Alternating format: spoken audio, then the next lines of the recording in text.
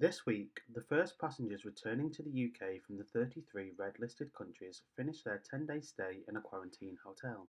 I spoke to Kelly Johnson, who is one of over 80,000 people to have successfully been through one of New Zealand's managed isolation facilities, about her 2-week stay in an Auckland hotel room. They ask you why you're coming back, because obviously New Zealand as well is focusing on New Zealanders returning back into the country, and then you're put on a bus. There's a hotel at the airport, and that's what, like 100 meters from the door. Even then, you go on the bus to get there because they're making sure that everything is contained.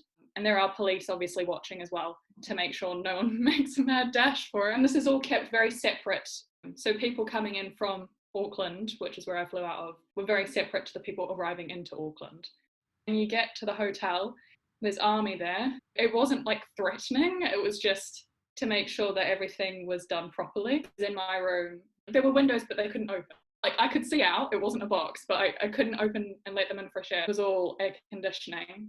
Because the hotel that I was in the center of a city, the walking station slash exercise station was pretty much just the pull in, like where taxis and things sit. I was more concerned about not extending my stay in the hotel than I was exercise. So I only went out to exercise in that 14 days, like a handful of times, because I was concerned that I would come into contact with the virus in the hotel. So in New Zealand, say for example, your second test comes back positive, you've got a whole nother quarantine experience on top of that. I did have someone at my hotel who tested positive, and what happened then was on the Hotel Tannoys, they kind of said, we've had someone who's tested positive, we're removing them from the facility. If everyone could just stay in their rooms so that this is a safe removal and there's as little contamination as possible.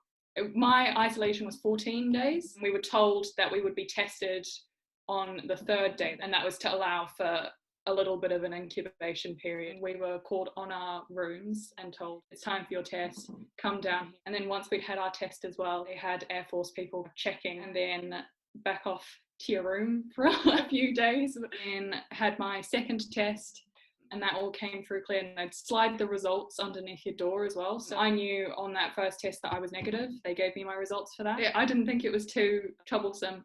I was very lucky. I was in a hotel that was a 5-star hotel, just pure luck. There wasn't any like bribery or payment or anything for that. I thought the food was very good. If anything, I probably put on a little bit of weight because of the lack of exercise and the abundance of food. My dad messaged me like, have you had your eat, pray, love moment yet? There's certainly a lot of thinking. You're in there by yourself with your thoughts. FaceTime comes in handy, and yeah, work was good because it provided a little bit of structure. It was pretty comparable, to be honest, as being in a lockdown, but with a little bit less freedom. I think that was the thing, is I didn't find the experience too bad because it's kind of the same as what any other lockdown situation is. It's just that you can't really walk more than 10 meters from the building that you're in. You're put into a building full of people who potentially are carrying it, who you don't know. For me, the hotel was kind of like the hotspot. Even though statistically they're not, it felt more like that because it was just so visual. You know, when you've got the army, that was a very novel thing for me, having them kind of guide you around. It's not an everyday experience, especially in somewhere like New Zealand.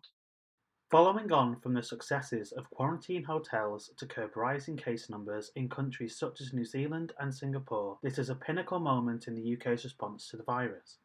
Only time will tell if the 10-day isolation in a hotel will be enough to help ease restrictions further down the line for the whole of the UK. This has been Matt Spivey for South West Londoner.